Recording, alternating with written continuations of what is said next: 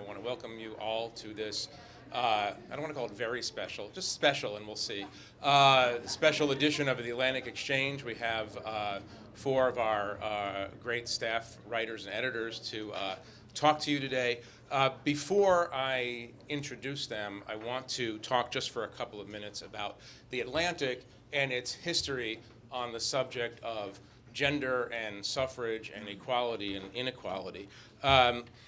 The Atlantic was very, very early to matters of women's rights and inequality and injustice. In 1859, we published a piece entitled, "Ought Women to Learn the Alphabet?" The headline is actually misleading. It's actually the first known instance of clickbait, analog clickbait, in the history of American journalism. Antebellum clickbait, actually, which is highly unusual. The piece, Ought Women to Learn the Alphabet, was written by a famed abolitionist and women's rights advocate named Thomas Wentworth Higginson, who the year before, interestingly, had written what we think is the first report in America on the subject of income disparity. In this piece, which is on women's education, Higginson wrote, and I want to quote this, "What rational woman, we ask, can be convinced by the nonsense which is talked in ordinary society around her, as that it is right to admit girls to common schools and equally right to exclude them from colleges, that it is proper for a woman to sing in public but indelicate for her to speak in public, that a post office box is an unexceptionable place to drop a bit of paper into, but a ballot box terribly dangerous. Some persons profess to think it impossible to reason with a woman, and they certainly show no disposition to try the experiment." This was a very, very important piece in the history of suffrage and the history of the Atlantic. This is the piece that inspired Emily Dickinson to take up writing, and she wrote for the Atlantic. He was her mentor, and it also caused a woman named Sophia Smith to decide to start a college for women, which of course became Smith College. The Atlantic now and then has always been a big tent for the explication and debate and illumination of the American idea, and so we've published through our history all sorts of ideas about suffrage. In 1903, the Atlantic published a piece by the theologian Lyman Abbott, which was entitled, "Why Women Do Not Wish the Suffrage," in which he wrote, quote, "This is the negative reason why woman does not wish the ballot. She does not wish to engage in that conflict of wills which is the essence of politics. She does not wish to assume the responsibility for protecting person and property, which is the essence of government. The affirmative reason is that she has other, and in some sense, more important work to do." So there's mansplaining, and then there's mansplaining, and that was mansplaining. Mainly, though, the Atlantic lined up in favor of suffrage and women's rights. I think one of our staff's favorite pieces in the long history of the Atlantic was a 1932 piece by Helen Keller, which was entitled "Put Your Husband in the Kitchen," in which Keller instructs men in a somewhat mocking tone that they could learn about how to order the world economy by watching women order their own economies. The average woman, she wrote, is not very familiar with the complexities of economics, but it seems to me that she has ordered her household economy upon a more solid basis than upon which men have arranged the affairs of their larger world. And onward we went. In 1959, the Atlantic published a seminal piece, Nora Johnson's Sex and the College Girl. Through the 70s and 80s, we published on the feminist movement, on ERA, and many other subjects. Today, of course, our writers publish on many subjects of interest on the subject of gender and race equality. Anne-Marie Slaughter, of course, has written historic pieces for us, Kate Bollock, and, of course, the four people who are going to speak to you today. Gillian White is one of the premier young business writers in America, and she does great work on the economy, and particularly those who are marginalized in the economy. One of my favorite pieces of Gillian's in recent days has been a piece, The Glaring Blind Spot of the MeToo Movement, which I hope she'll talk about in a few minutes. Also with us is Megan Garber, a culture writer for The Atlantic, and Megan has really become, I think, one of the main go-to people in American letters on the subject of the Me Too movement. Her writing has become absolutely indispensable to millions of people, and I mean literally millions. If you add up the number of visitors to her pieces over the last several months, it comes to the high millions. Caitlin Flanagan, of course, is one of the Atlantic's most prolific and well-known writers. She is a winner of the National Magazine Award in 2008, and I'm very, very pleased to tell you that she's a finalist again for a National Magazine Award this year for her brilliant piece on the fraternity death at Penn State. And to moderate our conversation, we have a person who all of these people work for, Adrienne LaFrance, who is the new-ish editor of the Atlantic.com, our website. And so let me bring out Adrienne, and Caitlin, Megan, and Gillian. And thank you for being with us.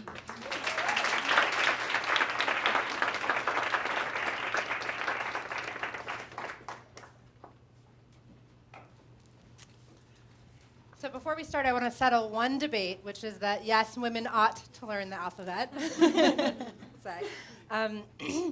So just reflecting for a minute on the past 4 months, the first Harvey Weinstein story broke in early October. And I want to get a sense from you three of why that moment was the tipping point that it was. What was different about that story, or sort of what came from it?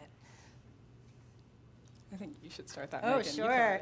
Well, I think what's so instructive is there are actually two MeToo movements, right? Like there's the one that was founded by Tarana Burke in 2007 that was very much about the same things that the current MeToo movement is about, which is sharing stories and finding solidarity in each other's stories. And yet that did not get the mass momentum that we have now. And I've been thinking a lot about why that is. And I think for myself, I've settled on just two kind of broad answers, which is the first, technology.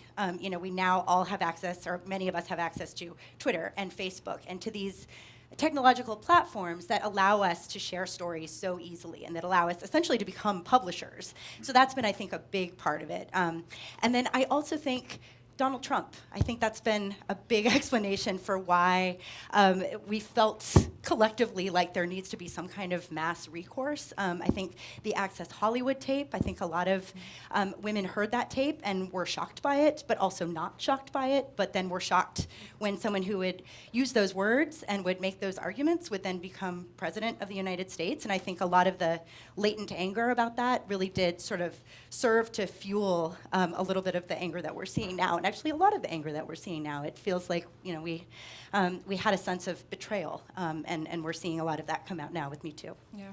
Right, I think, if you look at, so October 2016, there was, about a dozen women accusing Donald Trump of various forms of sexual misconduct.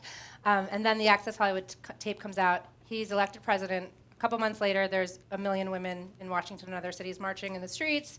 10 months later after that is Weinstein. So how much of the, so you're, Megan, you're saying this is a lot about Donald Trump. How is this moment different than other politicians?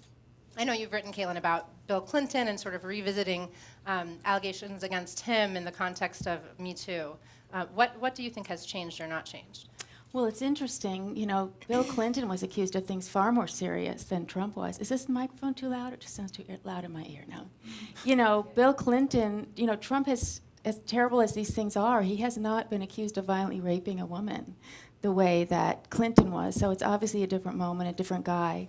I think that with Weinstein, we all got really involved in that emotionally because they were so violent, those encounters, and because they were with famous women, that we felt that we knew them a little bit. We weren't just meeting someone from the first time on the grounds of her being a victim of a violent sexual attack. We'd kind of known these people, we'd seen their movies, and the idea that this intimate relationship and this idea that these women who seem to have everything that you could want, to be famous and beautiful and young and all of these things, and then to read that the pathway, the apparently established pathway for the most celebrated movies in the country, the ones that everybody wanted to be in and everybody wanted their screenplay bought by this guy, that the pathway in for women involved this hideous, this grotesque assault, was incredibly galvanizing. And then it's caused this strange problem because now we look at everybody and we go, well, it's not a Weinstein level thing. So it set this strange bar by which we kind of measure everything.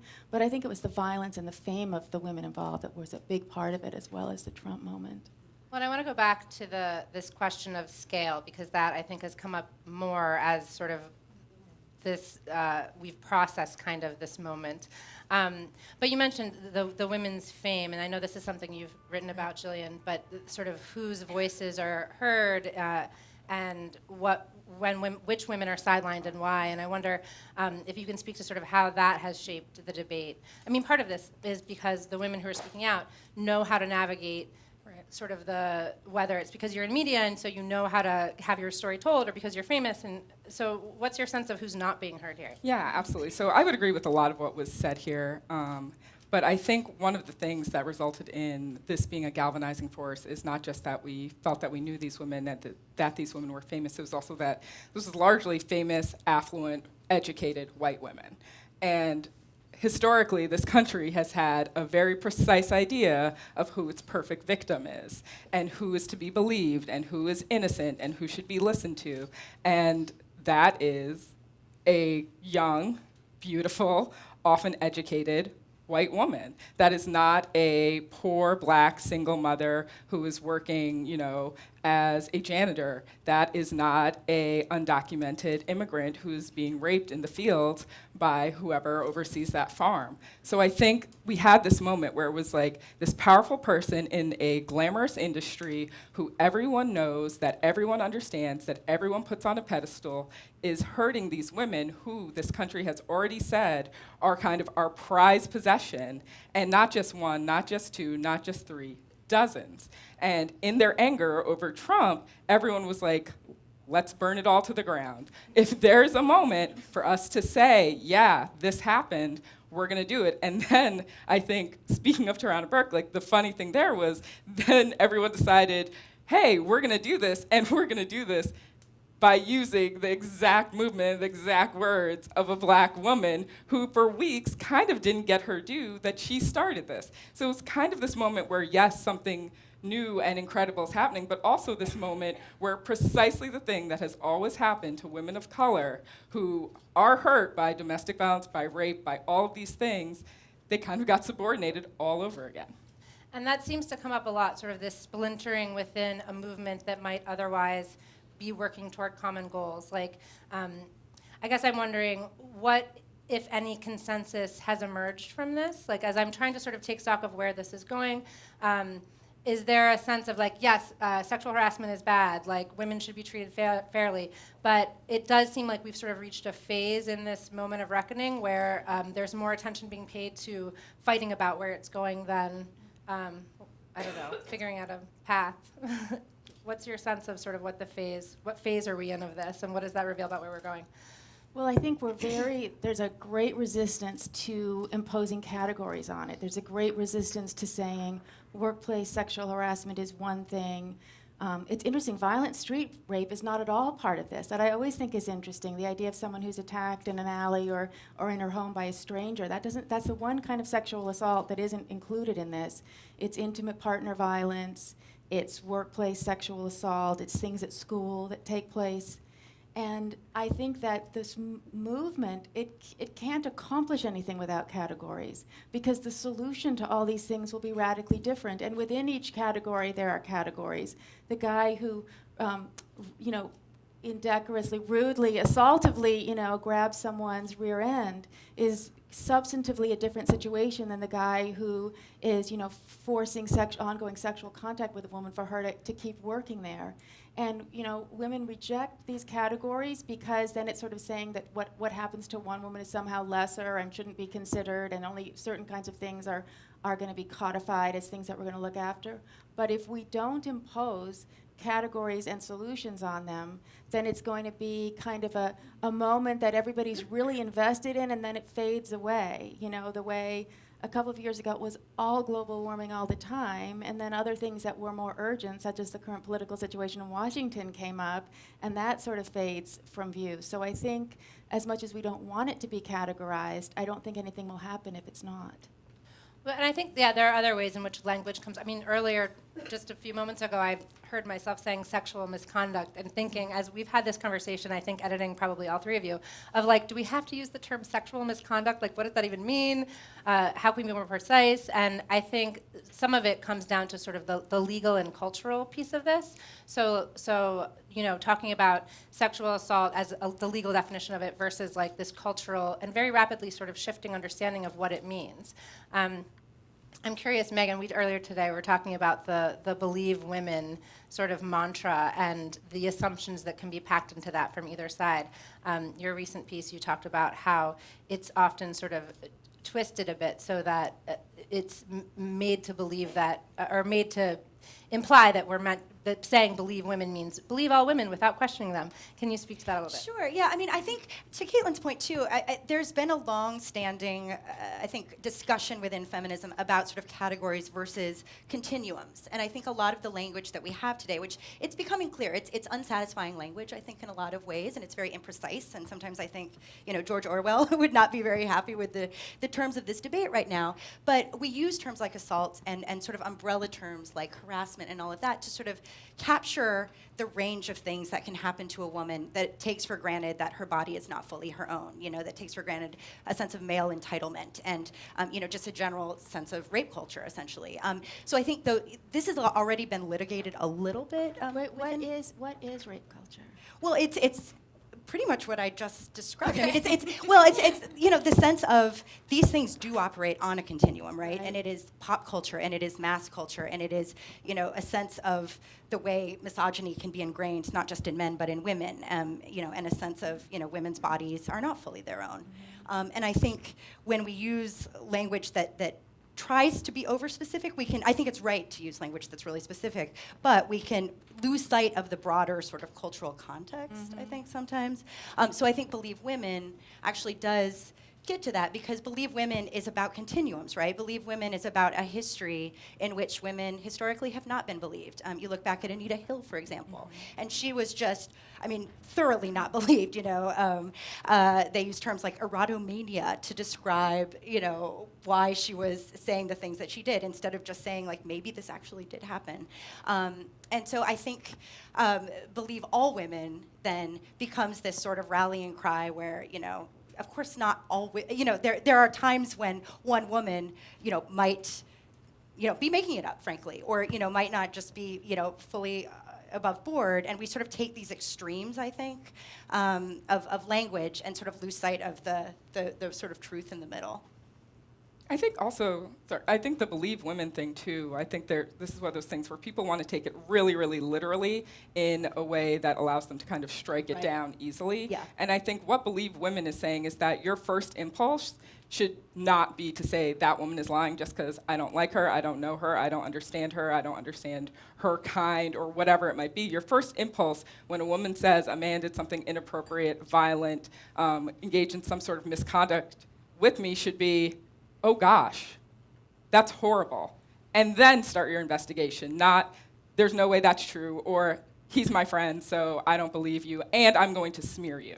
I don't think what it's saying is that there's no amount of due diligence that should be done when these claims are brought. I think what it's saying is that for generations, for most of America's history, women have only been believed when it is convenient, or when there is something to be gained, or when there is some reason to believe that they are the perfect victim. And let's change that narrative and instead say, let's have the default be, let's investigate this and believe that if a woman says something horrible or violent happened to her, that we are gonna take that claim seriously. So where this gets a little bit trickier, potentially, is when it's not something violent or as clear-cut, or maybe you don't know the identity of the accuser. I know all of you, or at least certainly Megan and Caitlin, have written about the allegations against Aziz Ansari. And I wanted to start with you on that, Caitlin. You wrote a piece a couple months ago about sort of, I think the headline was "To Hell with the Witch Hunt," and the idea was that so many of these claims that there's a witch hunt underway fall flat because many of the people putting forth that argument are themselves, facing allegations of sexual misconduct. And so I wonder, after that, you then wrote about the allegations against Aziz and saw that as saw them as being unfair. And I wonder if you've changed the way you've thought about this, or if that was just a rare case, or sort of, if you can talk us through that a little bit. Well, I think the Aziz one was the first one we saw it in the context of a date that didn't end in any sort of forced sexual encounter by the end. In the beginning when people were saying it's a witch hunt, all the witches turned out to be guilty. They were just these incredible cases, one after another, of things that were going on in workplaces. But the Aziz thing, I couldn't possibly understand, and this was a generational thing, but I could not understand, as the old broad on the panel, you know, I was from that generation that we just fought and fought and fought to have the sexual freedom to be able to, you know, be with a man in an intimate way that we might not, you know, be getting ready to marry or anything, and that we were going to override the cultural voice of no, which was still, even though I was young in the 70s and early 80s, that old 50s voice still existed, which was you shouldn't do it. And so women were overriding that in one way or another. And now it seems that cultural voice that women have internalized is the opposite thing. It's saying, well, you really better. You've gone this far with this man. You really should. You shouldn't let him down. You shouldn't do that. So to me, I'm just really interested in that shift of what women tell themselves in intimate sexual moments. And I've heard a lot of people, I wanted to ask you, because you see that as kind of part of the patriarchy, this idea that we're supposed to fulfill, you know, these men's desires. But then I always thought it was the internalized no that was the patriarchy. That was the patriarchy telling us, no, you've got to say you can only have sex with a very few number of men, preferably just one, and you're going to get married, and you have to say no, and you have to say no. And and the old language was, oh, she got carried away. You would always read in these tracts where they tried to stop you from doing it.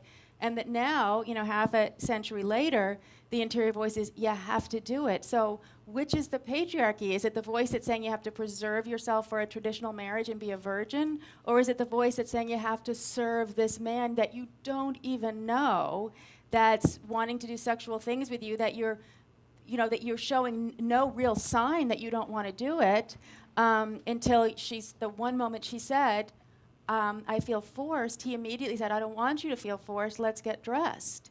So for me, I was thinking the pressure on her isn't coming. He's almost a supernumerary in this story because the pressure's inside of her. So I'm just wondering, how did we get there? That now the interior voice isn't the voice saying, you better not, you better not, you better not, to you really ought to, you really ought to. That was my question. That's a good question. I mean, I do think, actually, the sexual revolution has not fully finished. I think that is part of it, where we really, you know, we feel like we have all this sexual freedom, and we sort of congratulate ourselves on that. And, you know, in the 90s, you had this kind of raunch culture, right, where, you know, kind of women were on display, and that was treated as part of feminism. You know, the fact that we could, you know, wear skimpy clothes in public. That was part of what feminism had fought for in the second wave, and actually still going on in the third wave. But I think it's not just patriarchy in that situation. I think it's the way that patriarchy or rape culture interacts with the broader culture. And I think, I mean, actually, one of the things that the Ansari story made me think of is just the way that awkwardness is kind of weaponized against women in so many ways, where, you know, we have these really strong cultural mandates against letting things get awkward. No matter what, don't let it get awkward. That is what you are not allowed to do in this culture. And As a woman. As a woman. Well, I think actually universally, frankly, but I think especially for a woman. I think women are charged with sort of keeping the status quo of the moment. But this is your generation, because to me, like, popping up on the counter to have oral sex performed on me by some guy I don't even know is kind of a jerk. Yeah. That's awkward. Yeah, no, that's true. That is true, but I think, I mean, I've got to say, I identified with that so much. It is true. It is true. But I think there's something so, I mean, first of all, she was sending signals. She just didn't want to say no, because no is such a word But that's of on her. You're a woman. You're strong. Get up. Stand up. Like, all these people have done these things that we can be sexually free. Don't send a signal. I mean, the whole thing, it made it sound like she was lasty. Like, I think she's trying to tell us Timmy's in the well. No. Damn it. If a man is forcing you to have sex, God damn it. Well, But it wasn't necessarily He forcing. wasn't forcing. And It was so also, subtle. She hated herself. Let's have Megan and then Gillian. Well, I don't think it's fair to say she hated herself in that moment. I think she was doing everything she could, the way I read that story, but to not use that word. But I don't think that's a character flaw. I think that she is informed by a whole culture that says, don't be weird. You're already here. You know, she might want to go on another date with him. Like, you know, and he should have picked up on that. She was not being subtle. She was being very clear. All right, let's get to Gillian. Okay, yeah. So what I was going to say is that I think where this disconnect happens is that there was a generation who fought for the ability to be fun and wild and free and all those things. So then our generation has this thing where you're being fun and wild and free. It's great, it's great, it's great. I don't think it's great. What is happening? I don't like this. And then you're sitting there kind of wondering, oh, I don't like this anymore, but this is something that like I courted and I am a strong woman, blah, blah, blah, blah, blah. But there is that fear of being like, are you being too sensitive? Are you being too sensitive? Am I just freaking out for no reason? And as that is going through your mind, all of these things are still continuing. And I think that's what the woman in that story was trying to convey. Like, yes, I was into this. Yes, I thought, let's continue. And then at a certain point, I thought, maybe I don't want to continue. And then at a certain point, I thought, oh, I really don't want to continue. And I think part of the fear here is when you see other women who come out and say, I was into it and then I wasn't. People ridicule her. And they say, why didn't you just get up and leave? Why didn't you just do this, that, and the other? And then as you're sitting there in that situation trying to figure it out, and you don't want to be awkward, and you think you courted it, and yes, you're a fun-free woman, but also you kind of don't like this weird thing that's being done to you, now it's been done, or now you've kind of awkwardly got it to stop, and now you feel like, well, now, was I being too sensitive? Should I have stopped that earlier? Should I not have stopped it? So, Caitlin, you clearly see a generational divide here. Gillian, do you see what's your sense of what's different between the generation? Like, I don't know if it's 20-somethings and 40-somethings or what, but. Well, I think there's just like this kind of binary black and white idea that a lot of people have, especially, and I do think it's somewhat of a generational gap, that it's like you're either having fun and you have total agency and that is the thing that we fought for, or you're kind of this passive victim in the thing. And I don't think that that is the binary that exists. I don't know that it ever was, but it certainly isn't at this point, I don't think. I think young women get a ton of different messages about how they're supposed to be, how they're supposed to behave sexually, what's okay, what's not, and then they kind of try and find a concrete place to stand. And what we know is that relationships, especially sexual relationships when you're young, and I mean when you're married, when you're not married, that's not how it works. And I think navigating that gray space is where we get into these kind of more difficult conversations. That's interesting. Sorry, just that you say that it seems more binary. I mean, so one thing I've sort of observed about some of the conversation around consent, or what I'm like not in college or near colleges anymore, but from reading about it, that it seems like the sort of attitude toward consent and conversations around it are much more black and white, or meant to be much more black and white now in a way that's sometimes surprising to me. And I wonder if that's clarifying, or like, are we all moving toward that as a culture, and it's just sort of shaking out until, as young people become older, or is this something that's still actively being navigated? I think it's something that's still actively being navigated. I think of a situation that happened at my alma mater long after I graduated, where a woman said, I consented to this, and I consented to this, and I consented to this, and then I did not consent to that, and that is what I'm considering rape. And a lot of people said, well, you slept with this man a bunch of times before, you invited him into your dorm room, you slept with him, you said you consented to 4 out of 5 sexual acts, so I don't really know that we have ground to stand on. I mean, if we're saying that consent is black and white, did she consent or did she not consent? She's saying I didn't consent to this one thing at the very end, and I feel like I was raped. I just don't think we're there yet.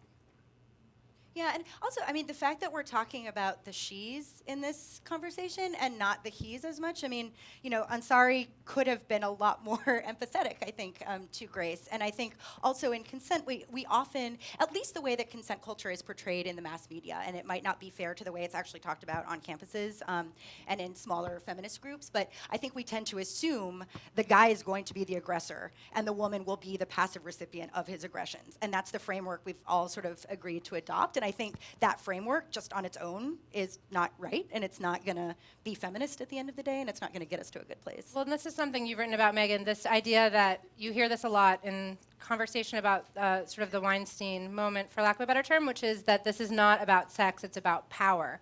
But that it actually is about sex. I mean, this is a point you've made, and specifically about women's experience of sex and how often that isn't really something that people are comfortable talking about or considering.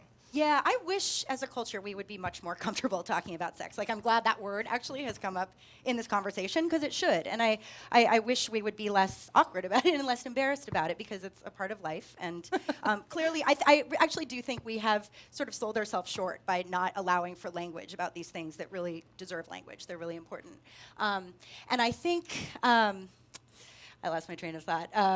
Didn't you write about that survey that showed the pain or the feelings that women had around sex? That was. I wish that was me because that was a really good piece. Talking about this. But yeah, it was. So it was a story about the pain sometimes women experience during sex and how that is never talked about. Like if according to mass media, that just doesn't happen.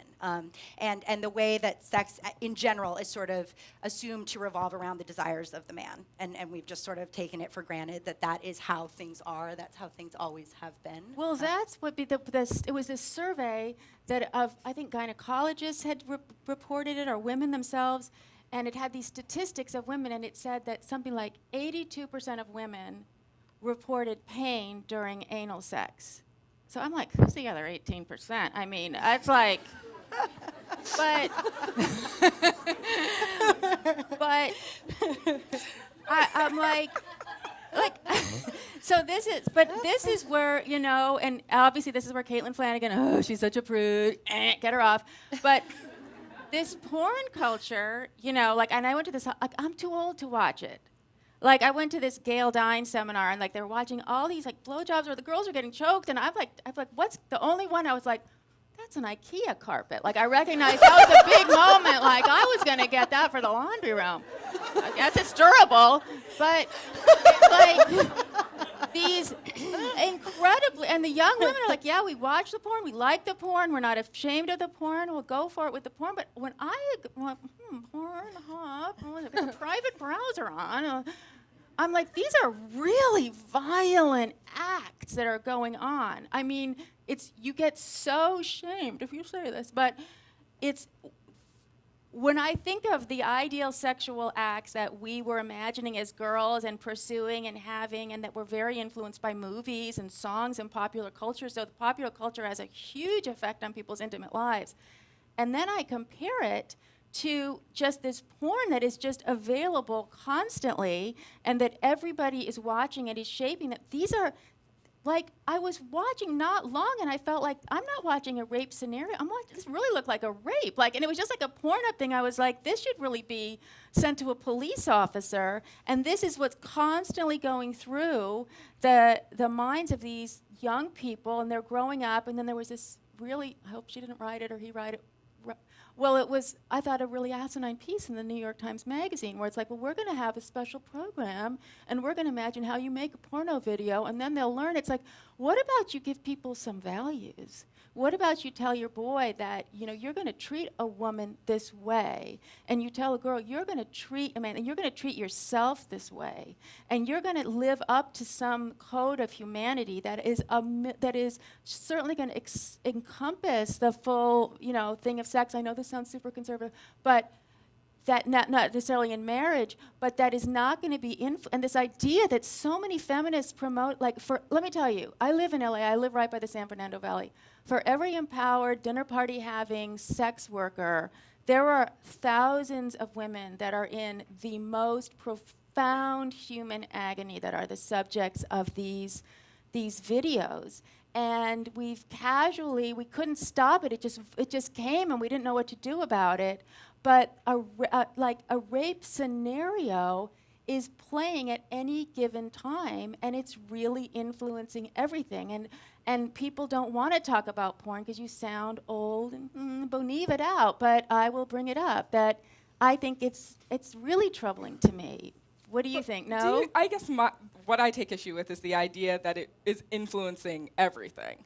And also that people should not, if that's your jam and that's what you want access to, I guess that's part of the conversation that we're having about the internet and about freedom. If that is what you're into, you should be able to see that, experience it, do whatever you want with it.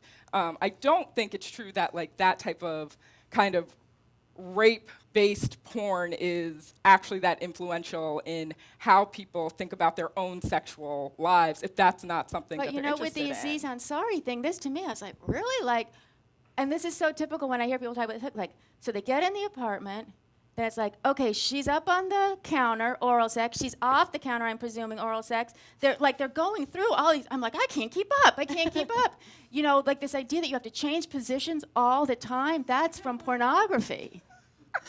I mean, right, but I think there's a big difference between pleasurable and adventurous and whatever gymnastic, sexual adventure you want to have, and somebody feeling like, I am being choked to death and Your raped. sense is that porn isn't influencing people's sort of perceptions of how they should treat women as much as, say, the way the HR department handles a complaint.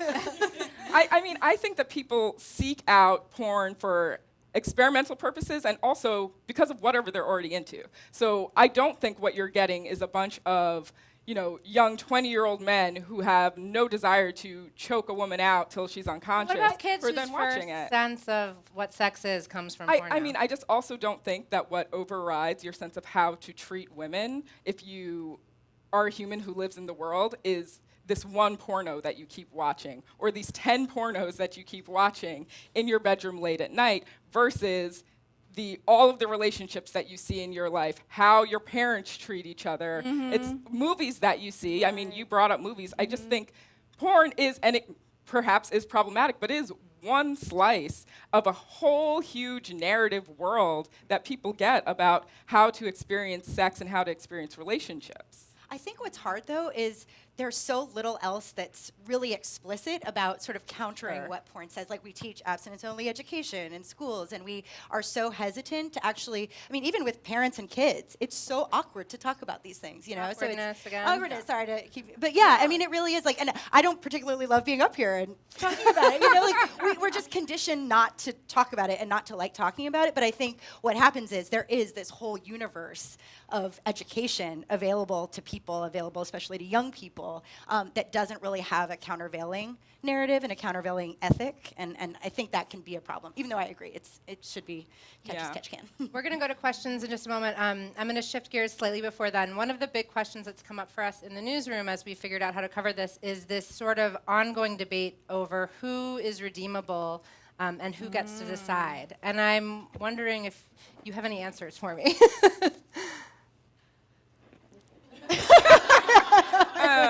Yeah. No, but really, I mean, this goes back to your original point about sort of the different, someone grabbing someone being different than someone raping someone, and how we have to sort of figure out as a society whether any of those people are redeemable and in what settings. And well, I'm a Catholic, so in the sense of someone's religious life, obviously I believe always in grace and redemption and forgiveness. But in these other issues, that we, they're part of forgiving someone is knowing that they've done the appropriate time for whatever they did. That it's not just someone does the act and then you decide that they're redeemed because they finished doing it. What are they going to do to bring themselves back from it? Although a lot of times then they have to join these, like, they have to go to the.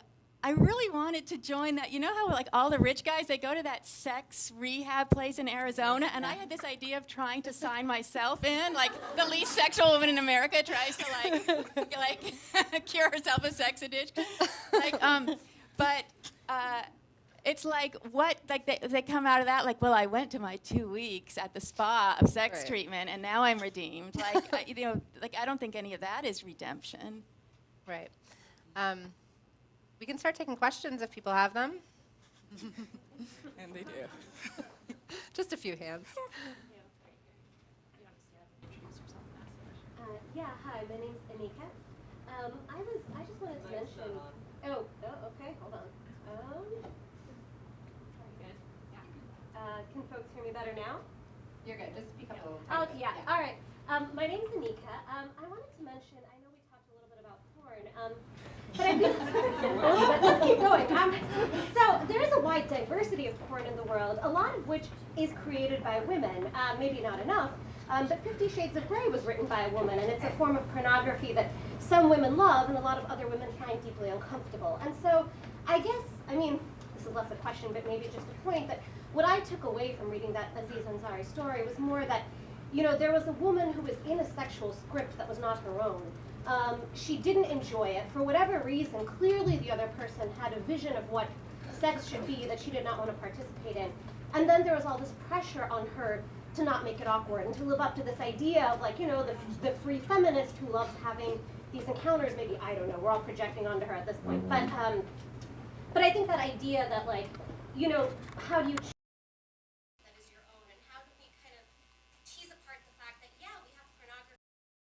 Many different forms of it, and part of consent is maybe negotiating this idea of which scripts you want to be a part of, and not just saying, okay, consent means I tick this box, yes, and then I perform this act and we're done. Now the next thing. More questions? I want to get to as many people as possible. So I have a question. Okay, so my name is Yurati Ninaber. I'm with the Sumanim Group, and I'm both a half generation older than probably everybody here, and I'm also a scientist, not a writer. So, I really came here because of, I wasn't really interested in the pornification of society, because I think that's a whole other question, or how we act in our personal lives, or which I think the Aziz issue runs into. I'm very sympathetic to what you said. What I thought was the MeToo movement was really inspired, if you remember in 2011, when Strauss-Kahn raped the hotel worker in 2011, and he had to settle in the World Bank. And I really thought the MeToo movement would be most powerful if they would address questions of safety in the workplace. And that's what I really think that, how we act in our whole life is one question, but getting women first to have safety in their workplace, and then getting later to the whole question of legal parity and opportunity parity in the workplace is a second level. But to me, that's what the MeToo movement is about, safety in the workplace. So my question is, how do you feel? And do you really think the pornification of society is part of the MeToo hashtag? Oh, no, I was just talking in terms of a hookup and what was expected and what internalized expectations a woman could have. It's interesting because when the current MeToo movement started, it was, what was that actress, Alyssa Milano, was that her name? She was the first one who said, a friend of mine said, what if we said Me Too, all of us would have had the same experience right after the Weinstein thing. And then everybody, and I think she kind of meant other actresses, but then within 24 hours, so many women had put Me Too, and I put Me Too because I didn't understand that she meant in a work context, and so immediately this editor's like, who at the office did that to you? And I was like, I don't even work in the office. Like, I know, but now I'm just talking about something that happened to me when I was young, and it went so quickly to encompass so many things that it has become both unifying and, by definition, kind of diffuse at the same time, I think. But I think in some ways that does kind of answer the question, because I think what we're realizing is just organically through Me Too, these things really are connected. A sense of what porn teaches, not just men, but all of us, about, that our, men are somewhat entitled to women's bodies. Like that is one of the, I think, aesthetics and the ethics of much of the porn that's out there. And I think that inevitably will transfer in some ways to the workplace if we allow it to. So I think there is a continuum logic there. But also that, you were using that phrase, choke out, like that is a phrase now. Just, again, the older lady, given the perspective, that was not, when I was growing up, if no one would know what anyone meant if they were to use that. And I have talked to a few therapists about this because I got interested in that particular act after Field Nights, and they said a lot of women in their course of their practice, young women, have come in and kind of grappled with that act as sort of an expectation, both within themselves and of men and how they feel about it. And a lot of young women talk to therapists about the way men talk to them during sex. That the language is always this really explicit, put down, horrible language that really, that to the therapist's mind comes straight, and that the young women identify as coming straight from porn as almost a norm that you could have. And I think in the cat person story in the New Yorker, that was interesting to me because he was sort of he was very nice to her afterwards. He was sort of stroking her back and whatever, and he didn't see any disconnect from the language that he was using during the act from that other thing, and they weren't in like an established relationship where that would kind of be part of it. So I do think there is a larger, just generationally, just sort of over the decades, I do think it's had an effect on a lot of people's intimate behavior. I think this goes back to the first comment that we heard, which is the thing that has happened with porn is the ability to seek out a bunch of different narratives, and then I think the question that young women need to ask themselves is, what narrative are you comfortable in? And I think this is where patriarchy and misogyny comes in, because men may have decided exactly what narrative they're comfortable in, and it may not be the one you're comfortable in. So now what are the tools and what is the agency that you feel in that situation to say, oh, actually, no, I'm not into this and I don't want it, and please stop And right is it now. possible to do all those things within an encounter with a near stranger? Other question. Hi, I'm Rachel Gorman, and I have two quick questions. One of them is, what do we think about the political context of all of this. I wrote a piece for the Post-Alex section last November about our difficulty 20 plus years ago contextualizing Bob Packwood's sexual misconduct in a political campaign. And I want to just hear you guys talk about that a little bit. And I just want to make a quick point about the Aziz Ansari thing, which is, I think many of us have had experiences like Grace's over the years, but no one would have printed our story anywhere for many years. And so this finally comes out as a topic of discussion just because there's, the MeToo movement has made it possible for editors to think, well, let's print this story. Whereas, years ago, in just one more awkward sexual experience with a celebrity. To your point about, and hopefully I'm interpreting some of your question the right way, but to your point about sort of the politics of the moment, one of the things I wanted to ask you is, how do you think Monica Lewinsky would be treated if that story Oh, this is another thing I thought would take Hillary Clinton down, as if she didn't need everything else, but it didn't become. Like a year before the campaign, Monica did this incredible TED Talk, where she said, I was really the first cyber-shamed person, and I just fell in love with someone, and I had a sexually intimate relationship with him. And nobody's sexually intimate relationship looks good written down on paper and read by and by the way, people. she was an intern and he was the president of the United States. Well, exactly. And then who comes along to save him but Gloria Steinem? You were bringing up Anita Hill. It was, to me, I was in my 20s, because I was watching those hearings, and who's telling the truth and who's not, and how can I decide? And then there was this idea, I was like at some kind of gathering of women, and this idea, we're gonna believe the woman. And I was like, yes! It was like it was new, this idea, we're women, we're gonna believe the woman. And I was like, that's what we do, that's who we are. This is when I still called myself a feminist, which I don't anymore. We believe the woman in these cases, and we're just gonna stand up and do it. And then within a few years, Bill Clinton's accused of horrible things to Paula Jones, and I'm like, oh my gosh, I really like this guy. He's going to be out because we don't allow this. We believe the woman. And the strongest feminist in the country, from Gloria Steinem on down, said, oh, she's a slut. She's not telling the truth. Paula Jones. Oh, this one, Juanita Broderick, she's crazy. Nuts and sluts. But have we gotten to the point now where if that story were to break today, would there be consensus around this was an abuse of power? Monica was perhaps a victim, or would it still be like, oh, here's the SNL sketch about how she's a slut? Well, feminists had really decided after Anita Hill that anything, if a man was your superior in the workplace, it was by definition sexual harassment, and there can be no work situation in the whole world that's a bigger power differential than the President of the United States and an intern. But now, if you bring this up, Monica Lewinsky, people will often say, oh, it was a consensual relationship, she was sexually empowered, this, and that. So I don't think there is really a consensus on that. Certainly when the woman is not saying, she never said she was harassed, she said, I was in love. And that we exchanged gifts, we exchanged intimate moments together. She did not identify herself as a victim of harassment. So are we as a society going to identify women who say, don't call me that, I was in a consensual relationship? I don't think we know. Other questions? Thank you. My name's Lauren Taylor, and I'm with Defend Yourself and Safe Bars. Thank you for inviting me, including me in this. I just had a couple quick things. One is the question about whether the patriarchy is, be a nice girl, keep your knees together, don't have sex, or whether the patriarchy is the other thing you were talking. I think the answer is both. I think the answer is both of those things. I take serious issue with Caitlin's description of Grace in the Aziz Ansari scenario, or anybody.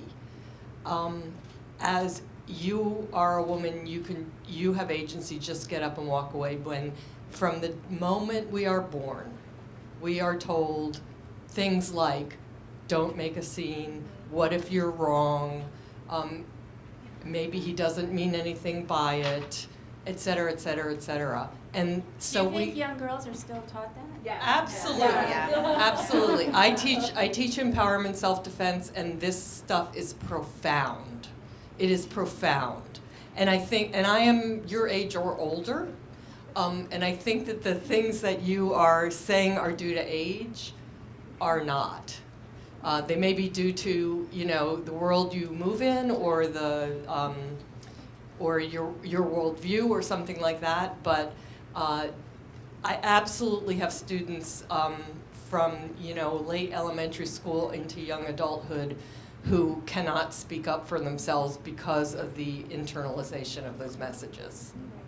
To add one point to that, I would recommend the work of Peggy Orenstein. Have you guys read her? And she focuses on young girls and what young girls are taught. And I mean, it's actually heartbreaking to read the work, because, you know, again and again, it's these girls saying, like, I don't even think about my own pleasure. I don't even think about my own self in this instance. It's all about what the man wants, or what the boy wants in this case. But that's another thing I don't understand. So she teaches these classes in masturbation. I didn't have a class. I mean, was I like a sexual savant that I figured that one out?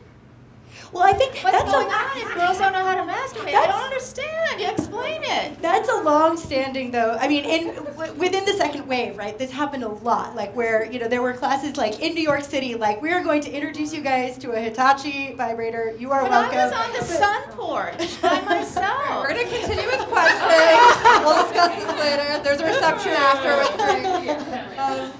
Yes. Hey, my name is Mary Elizabeth, and I have a kind of two-part question. So this whole Me Too movement, I talk about it on the radio, basically where we're empowering women, but you were as someone who's been in some of the similar situations as these women, or in some of the similar situations that you've spoken of, that moment where you're forced to make that decision whether you're with that person and things are happening, things are going, and then you just, and sometimes you just feel bad also. Like, it's not even just like a lack of making a decision, it's just an internal thing. How can this movement help women feel empowered to not feel bad, to not feel awkward, but to, like, how can the narrative from a journalist standpoint, not just from authors or educators, but from a journalist standpoint, empower women? And then on the other hand, as someone who has a lot of guy friends and a brother, you know, oftentimes guys are completely unaware of, like, I want to be, you know, think about both sides of, you know, this girl feeling awkward, this girl feeling bad. How have you seen a shift in the conversation with men? I have personally. Hear people be much more conscious of what they do, and how can we also take this narrative to not just bash men all around, but like talk about, you know, the men that are speaking up about this movement?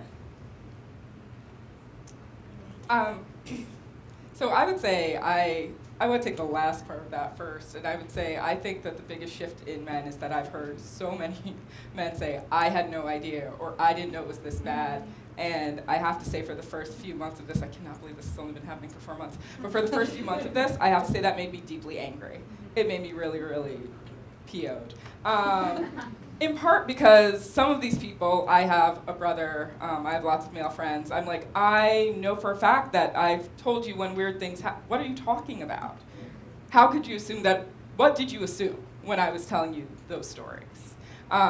So that has made me angry, and now I've gotten past anger to a place where I'm like, good, feel bad, feel weird, question your own actions. Wonder if you've ever made a woman feel this way. Maybe ask a woman. Be like, why did that end weird? I don't know. What's happening? And in terms of the bashing men, I gotta say, I just don't feel like there is a ton of actual man bashing happening, except when men get up and do the, you know, not all men. Duh. We know that. Not all men have, like, raped a woman. Not all men have done awful things. We're not talking to you then. And also, what are you doing? Like, who are you talking to? Your friends who you know are doing inappropriate things? If you're not, then you're part of the problem. So I guess I don't actually see a man-bashing component in this. What I do see is opportunities for men to live their supposed values and to not worry so much about how they're being represented personally, but how they are talking to other people and changing the culture.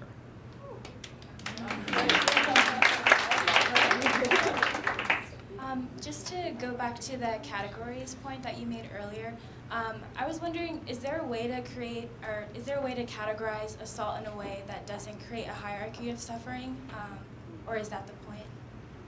It's a good question, a hierarchy of suffering. Well, why not have a hierarchy of suffering? I mean, I'm just asking you honestly, generationally, like, what? Obviously, you think that's why is that a bad idea? I don't know. Yeah. I don't know. It just seems that people are really averse to hierarchies of suffering, and I'm not sure if I remember correctly, but it sort of seemed that if you have this hierarchy, then maybe some people aren't paid attention to as much, or no one cares about their stories. So maybe that hierarchy might erase some people's stories. So I'm just wondering if there's a way to No, that's why I wanted to ask. It's really interesting because when I wrote the Aziz piece, the people I did have to hear a lot from were young women who go to my son's colleges. So I had to talk to a lot of them, and it was really interesting. But one of them was saying to me that I've known since she was really young, and we were having a conversation, and she said, but it seemed like you don't care that she was unhappy and she was suffering. And I said, yeah, I really think she was suffering. I do have compassion for that. But I think the cause of her suffering was different than what she thinks. But as far as hierarchies, in our culture and our modern way of thinking, we're very opposed to them. We're really opposed to them for lots of reasons, and you're telling one of them that certain stories get erased and certain stories don't get listened to, and who gets to be on the hierarchy and who's not on the hierarchy. But in terms of not the woman suffering, but the action that was done, you have to sleep with me or you don't have this job, that's a particular category that HR should handle differently, I think, than he made me feel uncomfortable at the Xerox machine. He told, a story that I didn't like to hear. So I think we do have to have hierarchy, and we do have to have categories in what is done to these people. But I think in terms of suffering, it's just such a profound word. My Catholic girlhood, it's a really good word, that we should never get to a point that everyone doesn't feel that their suffering is valid. Can I jump in there? Because I think that's exactly what the hierarchy does. And I spent maybe a month after the Weinstein story broke listening to women tell me stories about their sexual assault, sexual harassment, things like that. And the funny thing is, for the first week, no woman was calling to tell me something that happened to her. They were always like, oh, I witnessed this bad thing at work. And then I would say, did you ever experience anything? And they'd be like, oh, no, nothing to that level, nothing to that level. And then I'd just keep talking to them. And they would tell me really awful things that had happened to them. Violent things, scary things, that were definitely illegal. And it was because there is this hierarchy of well, did you get raped? And if it wasn't that, they were like, nothing happened. So the things that they had experienced were bad, but not as bad as the ones they were telling you about the other women? Sometimes, but sometimes they were just as bad. I was like, how do you think what you experienced wasn't as bad as what you called to tell me about this other woman? Or it would be essentially the same thing, but perhaps the woman they were calling to tell me about was one partner at some firm or something was consistently harassing young associates. And then I would say, well, did anything like that ever happen to you? And she would say, oh, well, an older partner did that to me, but I was 30 and I shouldn't have been in that room or something. And I think what does happen is that when you create this hierarchy of suffering, it is this race to the bottom. It's unless the absolute worst thing happened to me, then my story is not worth telling. And I think a hierarchy that you're talking about in terms of need for characterization happens anyway because some acts are illegal. Right. And some acts aren't illegal. And there are HR departments to determine that some things are a fireable offense and some things are not. But I think the danger in this moment saying, this is really bad and this is kind of medium bad and this isn't bad at all, just deal with it, is that a lot of people, a lot of women who are taught to just sit around and deal with it, especially for the sake of their careers, are going to lump themselves into that medium to not that bad place for really bad things. And then those things are going to happen to more and more women. So you would advocate for just to keep everything as one category? No. I would advocate for if you feel like something bad and inappropriate happened to you, you should say something. Another question over here? Hi, my name is Carly Van Schaik, and I think one of the things I've been grappling with when I read about this movement is the burden of proof within the criminal justice system. on things of this nature because it is such a private thing, and there really is, it comes down to he said, she said so often.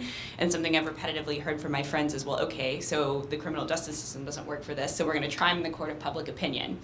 Media, both formal, informal, and informal, have a role to play in that trial. And I'm wondering how you guys as journalists individually feel about that role. What is your burden of proof? What ethics are you grappling with? And then how do you feel like media as a whole is taking on the Me Too movement as a form of justice or alternative to criminal justice? I can speak to this a little bit as an editor. I mean, it's as with any story we publish, we have to look into it sort of, rigorously, basic fact checking. I think especially at a moment where there's more sort of a frenzy around the topic, there is a heightened level of care, just because obviously the seriousness of some of these allegations would require really careful editing and reporting and vetting anyway, but we are being extra careful. But it's not always straightforward. I mean, I think, we published a piece about someone who accused Al Franken of having groped her.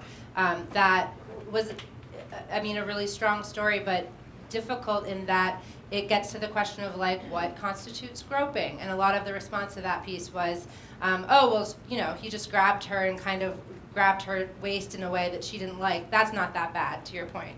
And so, it's difficult, but it's like anything we publish. It's subject to all of the rigor of the standards of the Atlantic. Does that answer your question? I don't know if there's more to it. A little bit. But so in terms of not having to step up where the criminal justice system fails. Yeah. I mean, we do that all the time as journalists, right? It's kind of what we do. No, it's a tremendous responsibility, but it's also an opportunity to shine light on these issues that are crucially important. Back here, I think. Hi, my name is Christine Emba. I'm from the Washington Post, and I also write about this a lot. One question, and I hope this wasn't already addressed before I came, because I was a little bit late. Gillian, you mentioned that all this has happened in 4 months, which is a really short time. How much longer do you think we have for this conversation? Obviously, these sexual assaults are not going to go away. Things keep coming out, but at a certain point, it feels like there's a backlash coming. And some people, Caitlin, have said that your piece was maybe part of this backlash, the Me Too movement. So where do you think we're going next? Do we have time to continue this discussion, or is something else going to happen? I think it's ongoing. I think it's going to morph in ways that we can't really imagine. One of the things that's been interesting to me is you mentioned the backlash, and it seems like we port all of these very strong expectations of what a movement should be, right? It should be cohesive and it should have a voice. And I think it's really important to remember that this was organic. This was very ad hoc. This was women sort of rising up to say, this happened to me too. And I think we can't sort of have unrealistic expectations for what it can be, going forward. In some ways, women have such high standards for, they should be pretty and they should be, pleasant and all that kind of stuff. And I think sometimes we run the risk of transferring those expectations onto this movement that is about women, and we should resist that as much as possible. So I think it will be ongoing in ways that will be really important and fascinating and unexpected. And I think that we should also remember that, or to me, I remembered that if you do think of women's suffrage just sort of from Seneca Falls on, there were many, many things that were on the table originally, but the women decided we're going to work on the vote, and then everything was put into that, and then other things flowed out, temperance and all these other things. So I think at some point, if there are leaders to the movement, that I do think there is enough cultural juice right now that if one of these things was really tackled, they probably would make tremendous headway with it, and that if it's everything, then it's a consciousness raising, and we'll see who's going to have their consciousness raised. We have time for one more question, but this will continue with the reception so we can all chat. My name is Reika Tanjarla.